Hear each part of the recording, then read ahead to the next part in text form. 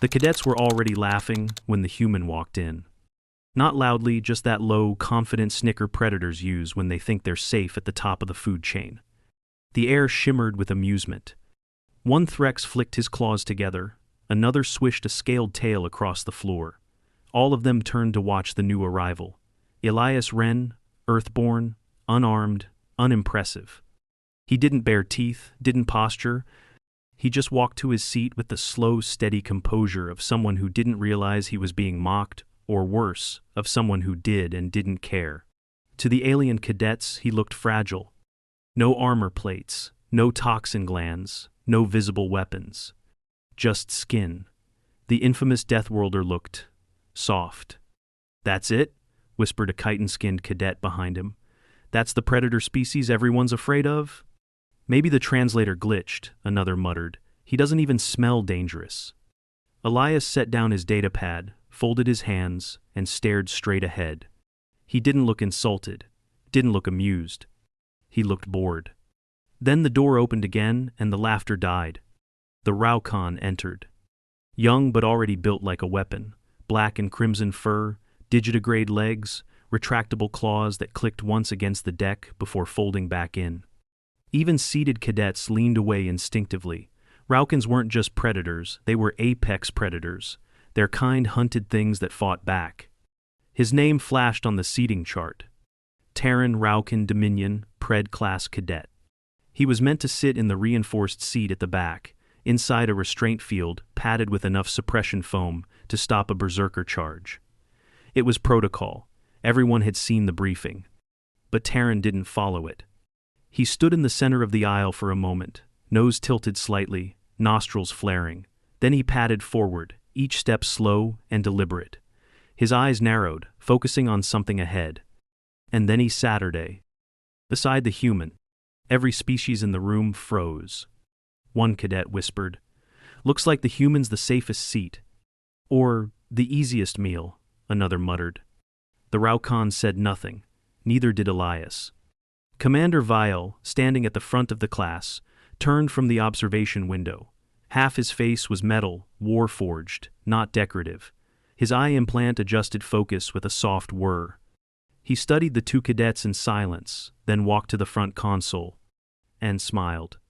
He pressed his palm to the pad. The doors locked. A series of magnetic bolts thudded shut, followed by the low hum of an environmental seal. Then the lights dimmed to deep red. No one moved. No one joked. "Lesson 3, Vial said, his voice measured and cold. "Instinct containment." He didn't explain. He didn't need to. All communications dropped from the local network. The room's internal sensors came online. Sound dampeners kicked in to isolate the hall. It was a full psychological evaluation mode, the kind reserved for high-risk predator-prey simulations. But there was no simulation today. Just two cadets, side by side. The Raukan's ears flicked once. He didn't like confinement. His kind evolved on open terrain, vast plains where walls meant death. Trapped spaces triggered the oldest instincts. He inhaled once more. And flinched. Because there was no fear coming from the seat beside him. The rest of the room reeked of it: anxious sweat from the herbivores, irritated pheromones from the omnivores, tense warning scents from his own kind. But the human? Nothing. No fear, no aggression. Just stillness. Terran turned his head slowly. "You don't smell afraid." Elias didn't move. His voice, when it came, was calm. "You don't smell dangerous." Gasps rippled through the chamber. A Lurth cadet physically recoiled, the spines on his back twitching. Terran blinked, slowly. "What did you say?" Elias turned slightly, just enough to meet the Raukan's gaze. "I said you don't smell dangerous. You smell uncertain. And a little tired." Terran's claws flexed slightly, the pads of his fingers pressing into the table's edge. "You mock me?" "No," Elias replied. "I'm watching." Commander Vial made no move to interrupt. The rest of the room did exactly what Elias didn't. They postured. Some puffed spines, some hissed low warnings, others pulled limbs tight against themselves like shrinking might make them invisible. Every response was classic instinctual, because that was what the lesson was about, wasn't it? Behavioral cohesion under pressure. But Elias wasn't playing the game. He sat there, spine straight, hands flat, heart rate hovering at 61 BPM. The room's biometric overlay confirmed it. Everyone else showed stress markers climbing. Even the omnivore species that weren't supposed to react to predators were sweating lightly under fur or shell. Only Elias was calm.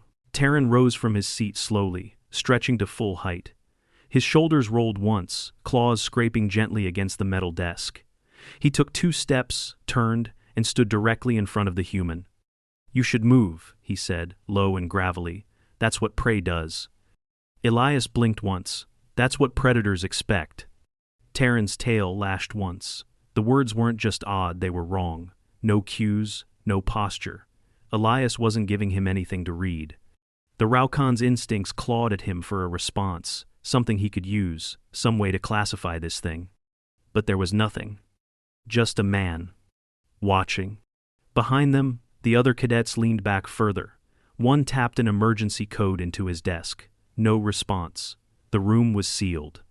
Commander Viel stood motionless. Because this was exactly the point. Elias hadn't just bypassed the hierarchy, he'd erased it. He didn't submit. He didn't challenge. He simply didn't react. And for a predator species like Terrans, that was unnatural, terrifying, in a way no tooth or claw ever could be. Because predators needed cues, they needed feedback, territory, reactions, power structures. But Elias didn't play by those rules. Elias was doing something worse. He was waiting. Terran could feel it now deep in his hindbrain. That ancient terrible realization that whatever sat in front of him wasn't prey, wasn't another predator either. It was something else. Something older. Something that survived its world by not moving when death walked by, and by killing only when it had to. Terran took a half step back. He didn't mean to. His claws retracted. Elias looked up at him again. "That's not anger," he said softly. "That's confusion." The Raukan's ears pinned flat. "I could kill you." "You could try," Elias replied. But there was no arrogance in the voice. Just a quiet, terrible sincerity.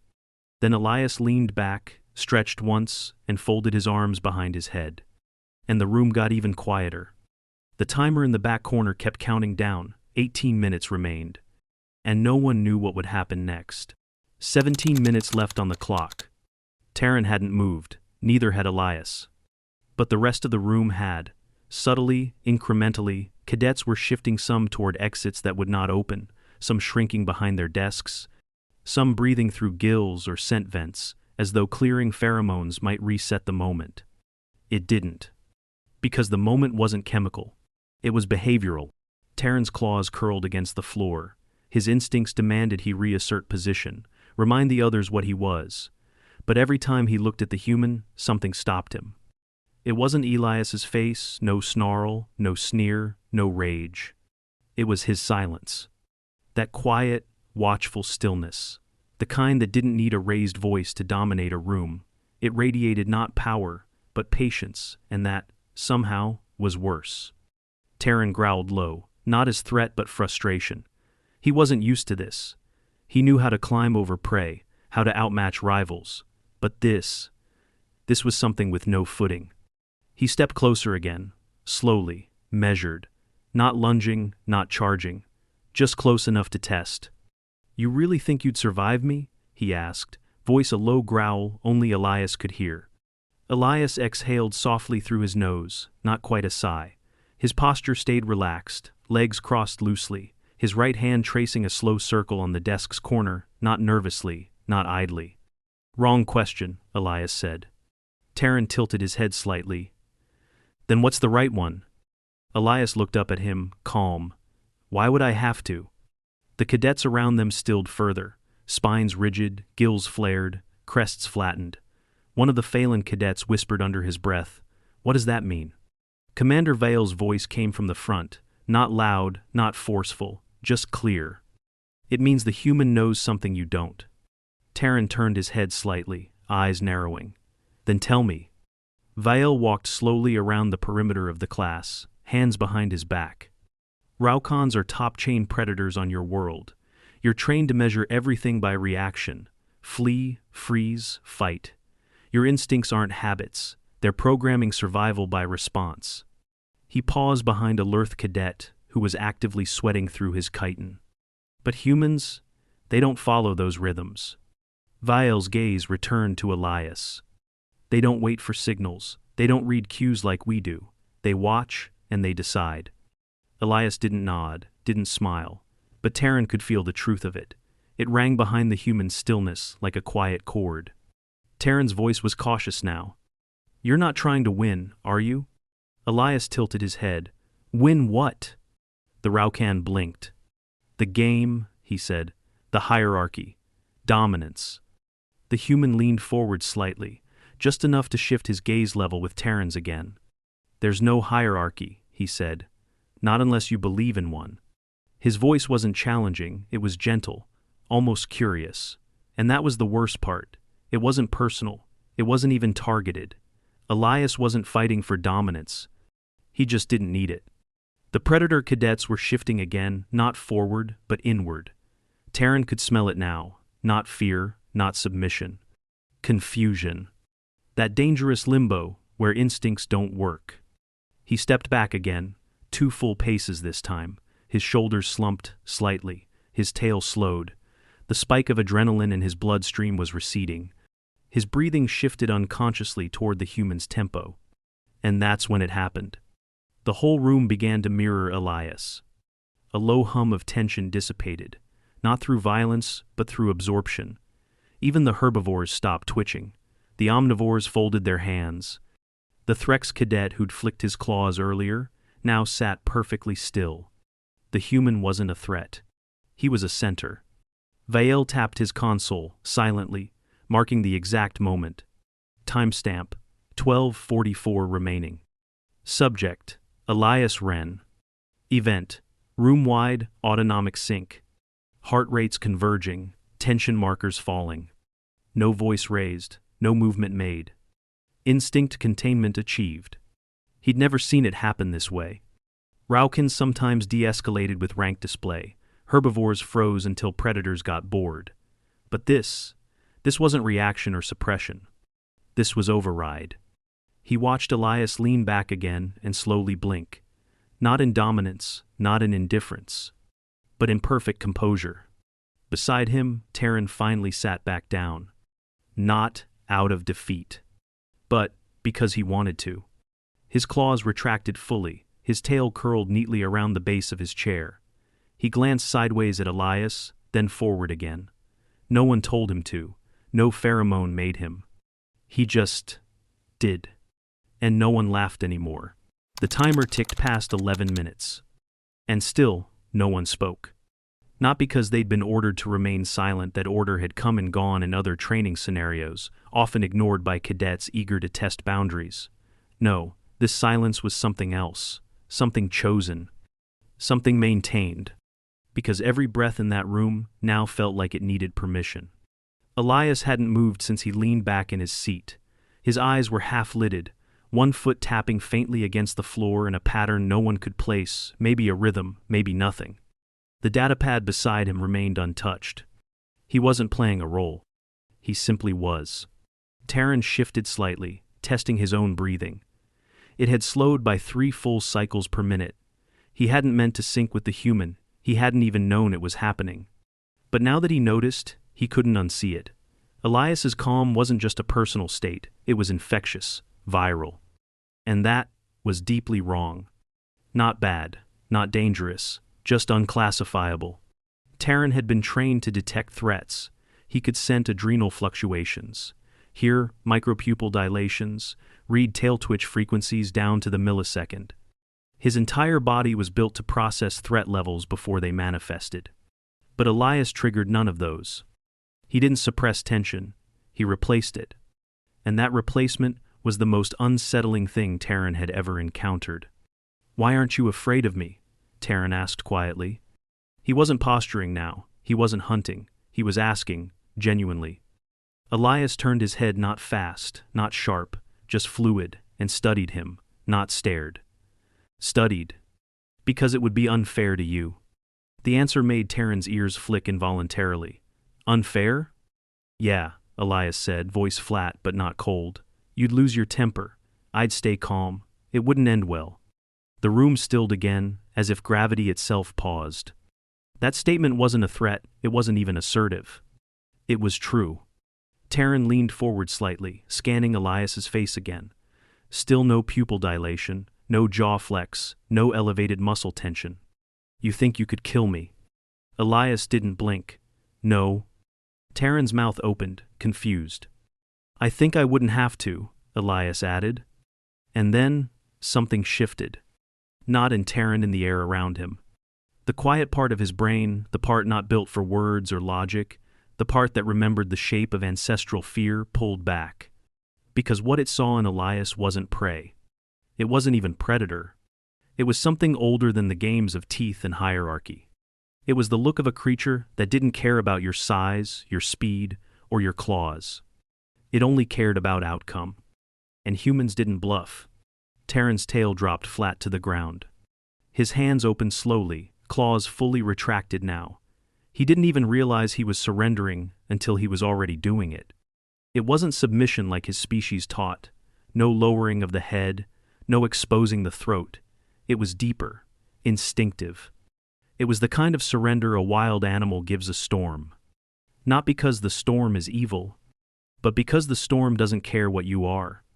Across the room, Vial observed silently, his mechanical lens recording every data point.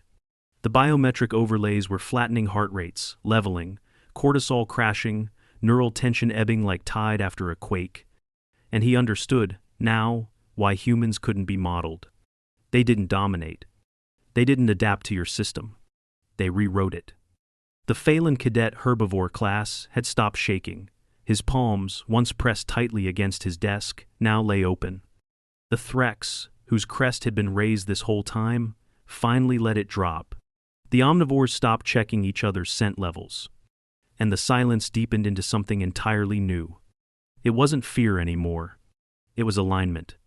Not by force, but by inevitability. Vial made another notation in his console. Subject: Elias Renn. Instinct synchronization effect. Confirmed interspecies. Voluntary compliance induced. No voice modulation. No biochemical manipulation. He paused, then added, not dominance, not submission, reframing. Terran sat back once more, eyes wide, but no longer hostile.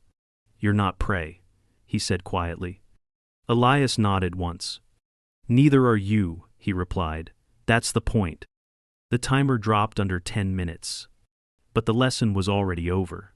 By the time the countdown reached 9 minutes, no one in the room was watching the clock. Because the clock no longer mattered. Something had happened, some shift in gravity, in instinct, in perception, and it was still happening, even now, even in silence. The cadets weren't just observing Elias anymore, they were orbiting him, mentally. Everything they thought they knew about threat, fear, response, none of it had prepared them for stillness as a force. Terran remained beside Elias, shoulders slack, eyes slightly downcast, not shamed, not afraid, but thinking. That was rare for a Raukan in fight posture. Rare and dangerous. They didn't think in conflict, they reacted, decisively, permanently. But now he was thinking. Terran leaned slightly to the side, just enough to ask, what were you taught on Earth? What makes you like this? Elias didn't look at him. His reply was neutral. Nothing taught me, everything tried to. What do you mean? Where I'm from, Elias said, things don't hunt you for status, or territory, or ritual. They hunt you because they're hungry, or bored, or just because they can. Terran said nothing. He knew of such places, fringe worlds, failed colonies, but not as birthplaces, not as home. And what did you do? The Raukan asked. Elias shrugged. We adapted. Terran stared at the human's hands. No claws, no blades, just soft digits, nails worn but clean. You have no natural weapons. Elias finally looked at him. We are the weapon. It wasn't a boast. There was no elevation in tone. It was as flat and certain as a weather report.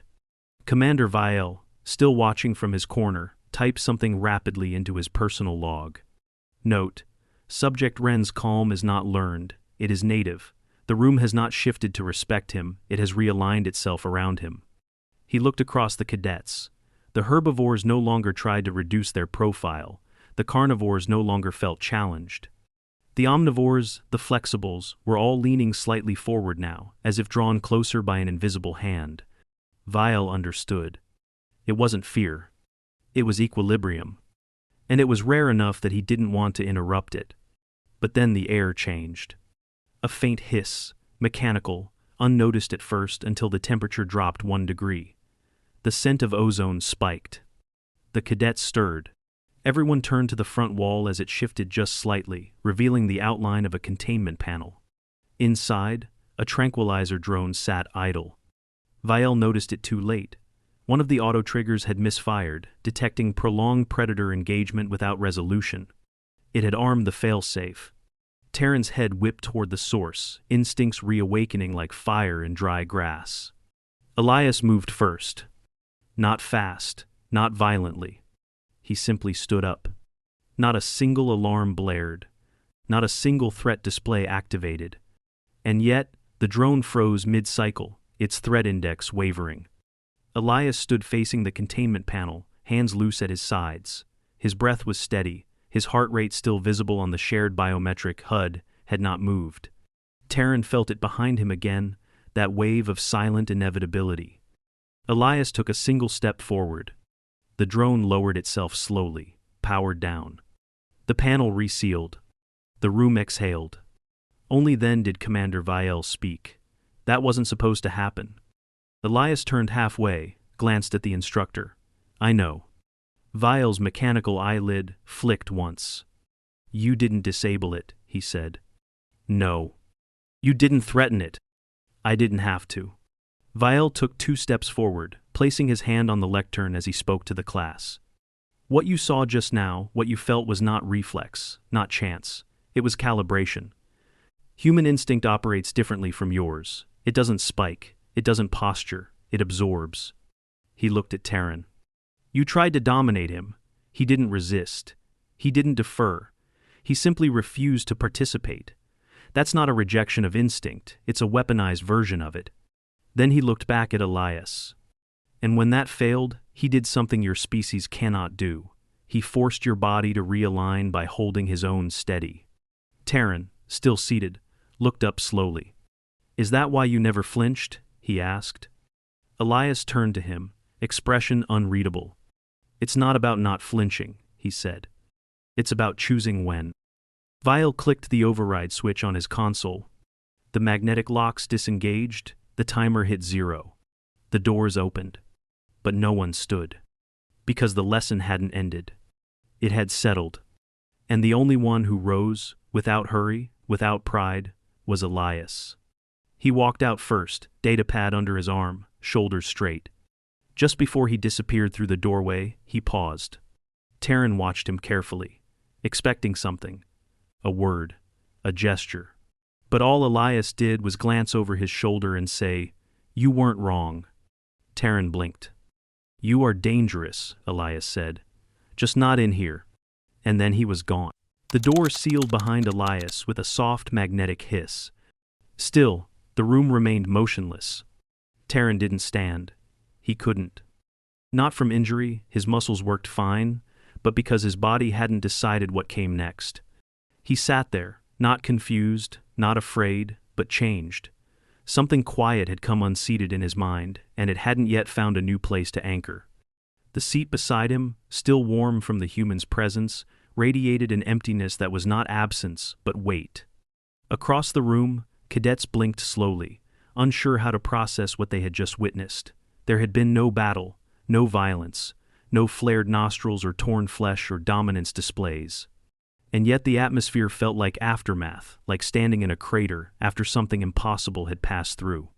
Commander Vale stepped to the center of the hall. His voice, when it came, wasn't loud. It didn't need to be. What you experienced today was not confrontation, he said. It was recalibration. He looked slowly around the room, pausing at each species.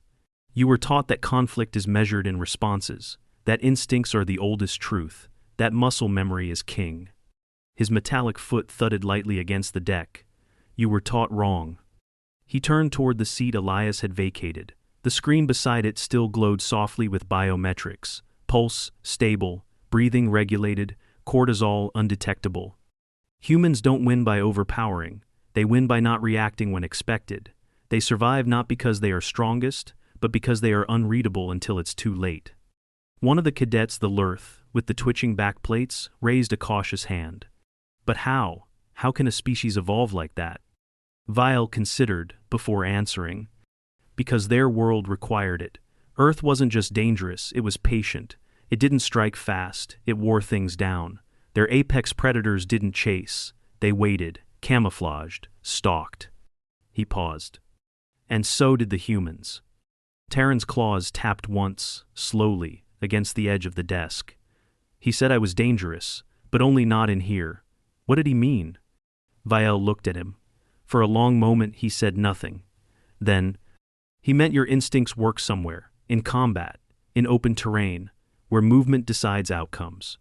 He tapped the side of his temple. But in here, where stillness is the battlefield, you lost before you stood up. Terran's tail curled slightly, not in shame and understanding. He had learned something no Raukan had ever taught him, not just about humans, about himself. He nodded once. I want to learn it. Vial raised an eyebrow. You want to learn what he did? I want to understand how not reacting becomes a weapon. Vial smiled faintly, something rare and thin. Then you already have. He walked slowly back to the control panel and powered down the biometric systems. The lights returned to normal, bright, cool, artificial. But the room stayed quiet. Finally, Vial faced the class one last time. You've spent your entire training preparing for claws, for fangs, for aggression. He let the silence stretch. Prepare now for stillness, for restraint, for that calm, calculating quiet. He gestured toward the exit. Class dismissed. The cadets filed out in slow, uncertain motion. No conversation started, no jokes returned. Even the Threx kept his claws sheathed. Terran was the last to leave. He stopped at the doorframe and glanced back at the empty human seat. Then, looked up at Vial. I think I get it now. Vial nodded. Say it. Terran's voice was quiet. He didn't defy instinct. He controlled it. Later that evening, Terran found Elias outside on the observation deck, seated alone beneath a panoramic field of stars. No datapad, no music. Just the kind of quiet that could only come from someone who didn't need anything else. The Raukan approached slowly. No posturing, no test. He sat beside Elias, mirroring the same posture. Neither spoke for several seconds. Finally, Terran said, You could have made me attack you. Elias didn't turn his head. I know. You could have humiliated me. I wasn't interested. Terran flexed his claws, just once, not threatening, just habit. Then why didn't you fight? Elias tilted his head to the stars. Because you didn't want to. Terran blinked. I didn't know that. Elias turned to him finally. Calm, clear. I did. Terran exhaled slowly. Not a sigh. Not defeat. A release. He looked ahead again, silent for a while, before asking, So what would have happened if I had attacked? Elias's expression didn't change. He didn't tense, didn't warn. He just said, quietly, You'd be explaining that to medical. Terran didn't ask how. He believed it. Not because of threat. Because of truth. And that made all the difference. He nodded slowly. You should be a commander. I shouldn't, Elias replied. You'd all follow me. Terran turned toward him, confused. Isn't that the point? Elias smiled faintly. It is. It is. And that was the scariest answer yet. The next week, Vial received a notice from Central Command. It was brief.